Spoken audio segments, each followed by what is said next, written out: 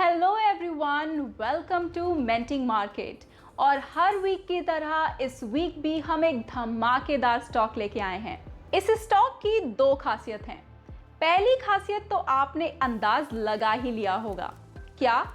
जी हाँ, वीकली पे ब्रेकआउट। और दूसरी खासियत है एक बेहतरीन पैटर्न, एक बुलिश रिवर्सल पैटर्न। ये pattern highly profitable and high strike rate रखता है। तो आज हम इस पैटर्न के बारे में भी सीखेंगे और साथ ही साथ देखेंगे कि स्टॉक में क्या खास है। तो चलिए देर ना करते हुए सबसे पहले तो स्टॉक का नाम बता देते हैं। आज का स्टॉक है कैंपस एक्टिववेयर। कैंपस एक्टिववेयर लिमिटेड इंडिया की लीडिंग स्पोर्ट्स एंड एथलीजियर कंपनी है।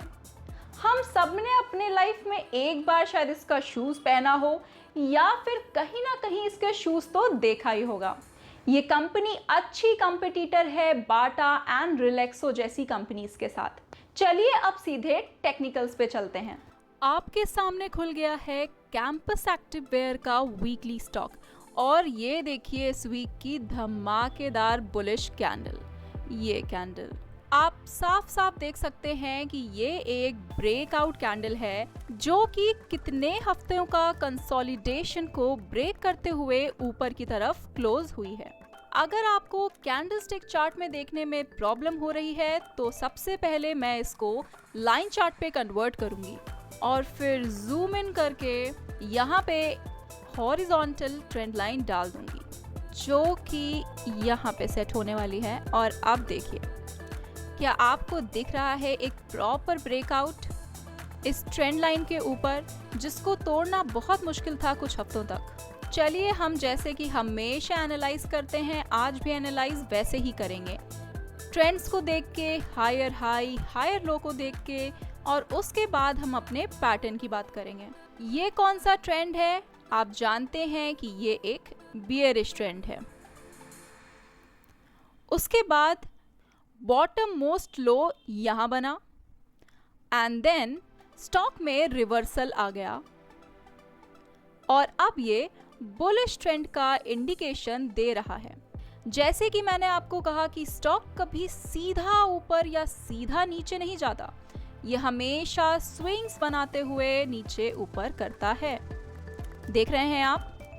उसी तरह से जब इसका रिवर्सल हुआ, जिसका कलर मैं यहाँ चेंज कर देती हूँ, तो ये रही इसकी पहली स्विंग और अब ये दूसरी स्विंग के लिए रेडी हो गया है। अगर आप बिगिनर हैं और कैंडलस्टिक चार्ट्स को समझना मुश्किल हो रहा है तो यहाँ ऊपर कैंडल्स पे क्लिक करके इसे लाइन में कन्वर्ट कर दें और उसके बाद स्विंग्स देखिए कितनी साफ साफ दिखाई दे रही हैं। ये है पहली स्विंग, ये है दूसरी, तीसरी, चौथी और ऐसे स्विंग्स बनती जा रही हैं हल्की नॉइस के साथ। और इसके बाद यहाँ अपसाइड स्विंग बनना शुरू हो गई। हमने कब कहा कि ये अपसाइड बन रही हैं और लो बनना बंद हो गई हैं? जब हमको लोअर लोज ना दिख के higher lows and higher highs दिखने लग जाएंगे। ये देखिए है पहला हाई, उसके नीचे दूसरा हाई, तीसरा हाई, चौथा हाई और एक के नीचे एक हाई बनते हुए जा रहे हैं। फिर जब स्टॉक यहाँ पे आया तो ये और ये दोनों हाईज लगभग आसपास बने एंड देन ट्रेंड बदल गया। अब ये हाई इसके ऊपर बनने लगा है, उसके ऊपर ये हाई और ऑफ कोर्स वीक बंद हो चुका है तो ये रहा तीसरा हाई। उसी तरह से लोस, ये एक लो, उसके नीचे दूसरा लो, उसके नीचे तीसरा लो, फिर ये और उसके बाद सबसे लोएस्ट लो बनने के बाद लोज एक के ऊपर एक बनने लग गए।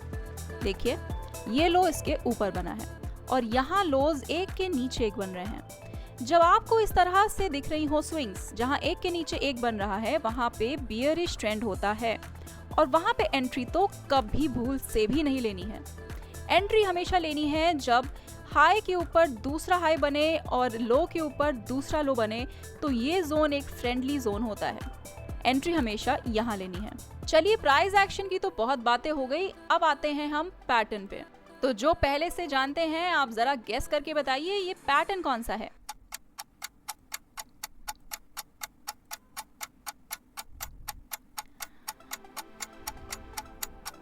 मुझे विश्वास है बहुत से लोगों ने सही आंसर दिया होगा। ये पैटर्न है inverted head and shoulder pattern. Ideally head and shoulder pattern कैसा होता है? एक स्विंग, उसके ऊपर एक स्विंग और फिर एक छोटी स्विंग। मतलब ये हैं दो शोल्डर्स और ये है इसका हेड, तो हम इसको बोलते हैं head and shoulder pattern. But ये क्या है? ये है inverted head and shoulder pattern, जहां पे इसके शोल्डर्स एंड हेड उल्टे दिख रहे हैं। ये देखिए पहला शोल्डर और ये है दूसरा शोल्डर और ये रहा इसका इन्वर्टेड हेड। तो inverted head and shoulder pattern एक बुलिश रिवर्सल पैटर्न है। बुलिश रिवर्सल पैटर्न क्या होता है? एक ऐसा पैटर्न जो जब भी चार्ट पे बनता हुआ दिखे तो उससे सिग्नल आता है कि ये स्टॉक बुलिश हो सकता है। किसी भी बेयरिश ट्रेंड वाले गिरते हुए स्टॉक के बॉटम में ये बुलिश रिवर्सल पैटर्न बनता है और जब बॉटम में ये अपना ब्रेकआउट देता है तो प्रोबेबिलिटी होती है कि अब बेयरिश ट्रेंड खत्म हो गया है और यू टर्न करता हुआ स्टॉक बुलिश ट्रेंड की तरफ जा रहा है और वही सही टाइम होता है उस स्टॉक को बाय करने का। बट ये पैटर्न कितना स्ट्रॉन्ग है और बुलिश होने के बाद इसके टारगेट्स कहां तक हो सकते हैं, ये डिपेंड करता है कि जब वो स्टॉक गिर रहा था तो जिस पॉइंट से वो गिरना स्टार्ट हुआ था यू टर्न लेके स्टॉक उसी पॉइंट तक रीच करने की कोशिश करता है। मतलब आपके टारगेट्स आपके सामने हैं। अब ये बात तो देखिए सही है कि कोई भी स्टॉक बुलेट ट्रेन की तरह सीधे ऊपर नहीं जाएगा, धीरे धीरे जिग-जैग मूवमेंट बनाते हुए, स्विंग्स बनाते हुए ऊपर जाएगा। तो चलिए देखते हैं हमारा आज का स्टॉक कितनी ऊंची छलांग लगाने की प्रोबेबिलिटी रखता है। ये हो गया inverted head and shoulder pattern. पर क्या ये पैटर्न कंप्लीट हो गया है? क्या हम मान लें कि ये पैटर्न बन चुका है? इसके लिए हम यहाँ से ट्रेंड लाइन सेलेक्ट करेंगे और दोनों आर्म्स के एक पॉइंट से दूसरे पॉइंट पे कनेक्ट करते हुए इसे एक्सटेंड कर देंगे। इसका तो मैं कलर बदल देती हूँ, ये वाइट कलर का कर दिया मैंने। और अब आप देखिए, क्या आपको ये ब्लू लाइन वाइट लाइन के ऊपर ब्रीच करती हुई दिख रही है? अगर आपको ये दिख रही है तो इसका मतलब है कि head and shoulder pattern complete हो गया है और इसका ब्रेकआउट भी आ गया है। ध्यान से देखिए हम ये लाइन कैसे बनाते हैं। हम एक शोल्डर का इनर आर्म दूसरे शोल्डर के इनर आर्म से कनेक्ट करके एक्सटेंड कर देते हैं और जब सेकेंड आर्म अपने प्रोसेस में होता है तो हम चेक करते हैं कि क्या शोल्डर कंप्लीट होने के बाद इस वाइट ट्रेंड लाइन को प्राइस ने ब्रीच करके क्लोजिंग दे दी है या नहीं।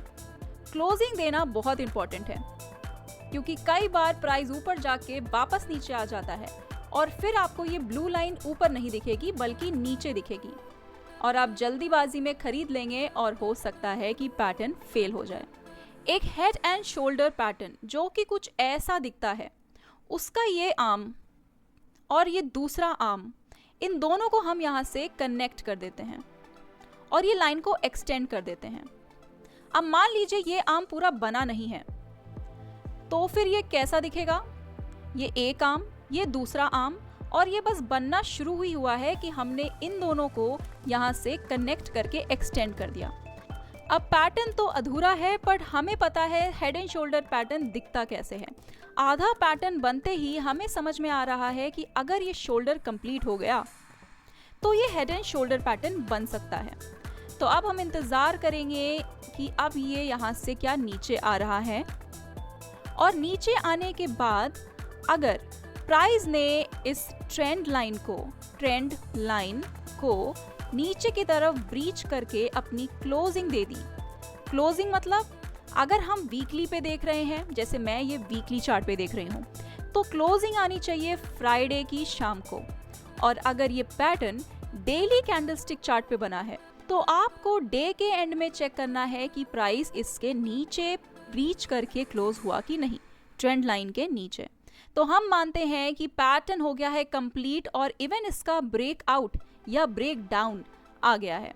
ब्रेक डाउन कब होता है? जब स्टॉक चढ़ती हुई स्टॉक के ऊपर हेड एंड शोल्डर बनाते हुए इस लाइन को नीचे तोड़े तो हो जाएगा ब्रेक डाउन। और अब इस केस में क्या हो रहा है? स्टॉक ऑलरेडी नीचे आ रहा था और हमने नीचे एक हेड एंड शोल्डर बनते हुए देखा जिसको हम कहते हैं इन्वर्टेड हेड एंड शोल्डर, और हमने यहाँ पे लाइन ड्रॉ करके एक्सटेंड कर दी तो हमने देखा कि ऊपर की तरफ प्राइस ब्रीच करते हुए ब्रेक आउट दिया हुआ है एंड यहाँ पे हो जाता है हमारा buying point and probability high हो जाती है कि यहाँ से स्टॉक बुलिश मूव ले सकता है।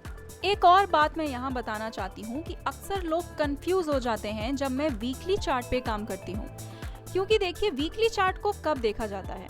वीकली चार्ट मतलब जहाँ पे चार्ट पे हर कैंडल एक वीक की हो। ये कैंडल स्टिक्स हैं, यहाँ हर कैंडल एक वीक का कंप्लीशन है, मंडे टू फ्राइडे। तो जब मैं वीकली कैंडल स्टिक चार्ट पे बात कर रही हूँ तो मेरा सीधा मतलब है कि मैं आपको शॉर्ट टर्म इन्वेस्टमेंट की बात कर रही हूँ। शॉर्ट में लिख देती हूँ शॉर्ट टर्म इन्वेस्टमेंट। अब शॉर्ट टर्म इन्वेस्टमेंट का क्या मतलब होता है कि कम से कम 2 से 3 वीक के लिए तो आपने इन्वेस्ट किया ही है और ज़्यादा से ज़्यादा जब तक वो आपको अच्छा प्रॉफिट दे रहा है आप उसमें बैठ सकते हैं। फिर भी मेरे हिसाब से मैक्सिमम 1 to 1.5 ईयर्स में आपको ठीक ठाक प्रॉफिट दे के चला जाएगा कोई भी स्टॉक, अगर वो बुलिश होगा। तो थोड़े से पेशेंस रखने होंगे।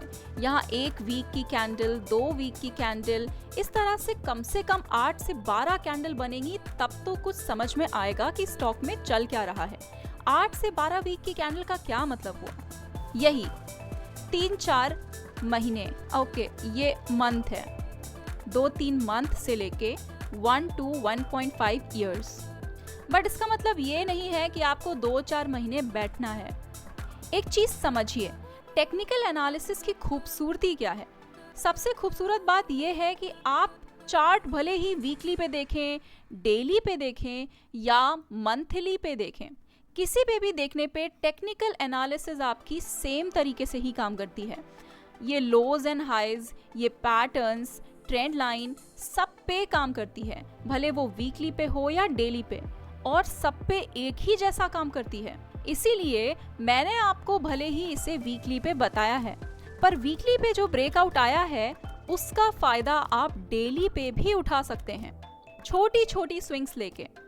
अब मान लिया आपने कि ट्रेंड है इसका बुलिश, तो अब आ जाइए आप डेली चार्ट पे, वीक को डे में कन्वर्ट करके इन छोटी छोटी स्विंग्स का फायदा उठाइए, क्योंकि ओवरऑल ट्रेंड अगर बुलिश है तो छोटी छोटी स्विंग्स भी प्रोबेबली बुलिश ही बनेगी। कहने का ये मतलब है कि स्टॉक को सेलेक्ट करते समय आप वीकली देख लीजिए, वीकली पे बुलिश है तो आप डेली पे ट्रेड कर सकते हैं। सिलेक्शन हुआ वीकली पे, ट्रेडिंग हुई डेली पे, और इन स्विंग्स को प्ले कर सकते हैं हर बार डिप्स पे लेके।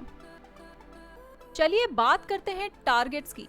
यहाँ पे आपको वो कौन सा पॉइंट है जो दिख रहा है जहां से स्टॉक गिरना स्टार्ट हुआ था? आप बिल्कुल सही सोच रहे हैं, स्टॉक यहाँ से गिरना स्टार्ट हुआ था, जो कि कुछ 620 रुपीस के आसपास है। तो हम क्या समझ सकते हैं कि हो सकता है आने वाले कुछ महीनों में ये धीरे धीरे ऐसे चढ़ चढ़ के 620 तक पहुंच जाए। बट उससे पहले क्या? उससे पहले भी काफ़ी हर्डल्स हैं, जैसे ये स्विंग, ये एक हर्डल है, ये एक टारगेट है, ये एक टारगेट है। ये छोटे छोटे टारगेट्स को पार करने के बाद यहाँ तक पहुँच सकता है, और उसके बाद भी अगर इसमें स्ट्रेंथ होगी तो न्यू हाइज बना सकता है, एक न्यू टेरिटरी में जा सकता है। बट इस स्टॉक की जर्नी ऐसे ही जिगजैग मोमेंट में होगी, और आप इसमें इन्वेस्टेड भी रह सकते हैं और डेली में कन्वर्ट करके ट्रेडिंग भी कर सकते हैं। एक बार हॉरिजॉन्टल ट्रेंड लाइन डाल के क्लियर करते हैं इस चीज को। जैसे कि मैंने आपको बताया कि ट्रेंड लाइन डालते समय चार्ट को लाइन पे कन्वर्ट कर लीजिए तो आपके लिए बेटर रहता है। पहला हर्डल था यहाँ पे, जो कि 313 के आसपास था, जिससे हमारे स्टॉक ने पार करके क्लोजिंग दे दी है। तो नेक्स्ट रेजिस्टेंस या फिर आपका नेक्स्ट टारगेट हो सकता है इस जोन में। ये जोन है 370। स्टॉक इसको पार करने के बाद अगला रेजिस्टेंस या अगला टारगेट यहाँ पे 415 के आसपास बना सकता है और उसके बाद जो टारगेट होगा वो मे बी 465 के आसपास हो और फिर फाइनल टारगेट जैसे कि मैंने आपको बताया 620 के अराउंड होगा। ये टारगेट्स या रेजिस्टेंस मैंने कैसे निकाले? सिंपली इन पीक्स को देखते हुए, इन हाईज को देखते हुए। बहुत इजी है, आप भी कर सकते हैं, कुछ भी नहीं है इसमें। जरूरत है तो बस रूल्स पे रहना, डिसिप्लिन में रहना और पेशेंस के साथ रहना। तो आपने हेड एंड शोल्डर की दूसरी खासियत देखी कि जहां से स्टॉक गिरना शुरू हुआ है उसके एंड में इन्वर्टेड हेड एंड शोल्डर बना है, तो ब्रेकआउट के बाद चांसेस हैं कि दोबारा अपने टारगेट तक जाने का पोटेंशियल रखेगा अगर सब कुछ सही रहा स्टॉक में। इससे पहले हमने एक वीडियो में देखा था कि कप विद हैंडल पैटर्न कैसे बनता है और उससे पहले हमने देखा था double bottom and double top कैसे बनता है। हालांकि हेड एंड शोल्डर पैटर्न के बारे में भी मैं पहले बता चुकी हूँ, पर अगर आपको इन वीडियोस को दोबारा देखना है या इन वीडियोस को अभी तक आपने नहीं देखा है तो मैं एंड स्क्रीन पे इन सारे वीडियोस को अटैच कर देती हूँ, जिससे आपको हेल्प मिलेगी कि पैटर्न पे बेस्ड कैसे स्टॉक बाय किया जाता है। और साथ में आपको एक सीक्रेट बताऊं, मान लीजिए अगर आपके पास कोई स्ट्रैटेजी है और उस स्ट्रैटेजी के बेस पे उस स्टॉक पे, किसी भी स्टॉक पे एक इंडिकेशन आया हुआ है, साथ ही साथ उसी पोजीशन पे एक पैटर्न भी बन रहा है, तो आप किसे प्रायोरिटी देंगे, पैटर्न को या अपनी स्ट्रैटेजी को? सोचिए सोचिए। हमेशा प्रायोरिटी देनी है पैटर्न को। स्ट्रैटेजी में किसी भी तरह का सिग्नल आ रहा हो, अगर पैटर्न उसका ऑपोजिट इंडिकेट कर रहा है या फिर उसी डायरेक्शन में इंडिकेट कर रहा है, किसी भी केस में हमेशा पैटर्न को प्रायोरिटी दें और स्ट्रैटेजी को एक कदम पीछे रखें। इससे आपके विनिंग चांसेस बढ़ सकते हैं। और हाँ, इसी तरह से detailed knowledge, high profitable strategies, risk management, trailing stop losses, money allocation, profit management और प्राइस मोमेंटम जैसे बेसिक, फाउंडेशनल से लेके एडवांस टेक्निकल एनालिसिस को सीखने के लिए आप मेरे कोर्स को ज्वाइन कर सकते हैं, जिसका लिंक मैं डिस्क्रिप्शन बॉक्स में दे रही हूँ। मार्केट मेंटर्स के इस कोर्स में आपको कोई भी प्री रिक्वेस्ट की ज़रूरत नहीं है। आपको मैं बिल्कुल ब्लैंक से सिखाऊंगी और इतना एडवांस तो सिखा ही दूंगी कि आपको किसी टिप की ज़रूरत या किसी भी तरह के ज़्यादा बड़े गाइडेंस की ज़रूरत नहीं पड़ेगी। इस कोर्स के कंप्लीशन के बाद भी आप मुझसे कनेक्टेड रह सकते हैं किसी भी तरह की छोटी मोटी क्वेरीज के लिए, जब तक आप फुल्ली सेटिस्फाइड ना हो जाएं। तो ये तो हुई हमारी आज की लर्निंग। अब मिलते हैं अगले वीडियो में, तब तक के लिए हैप्पी लर्निंग।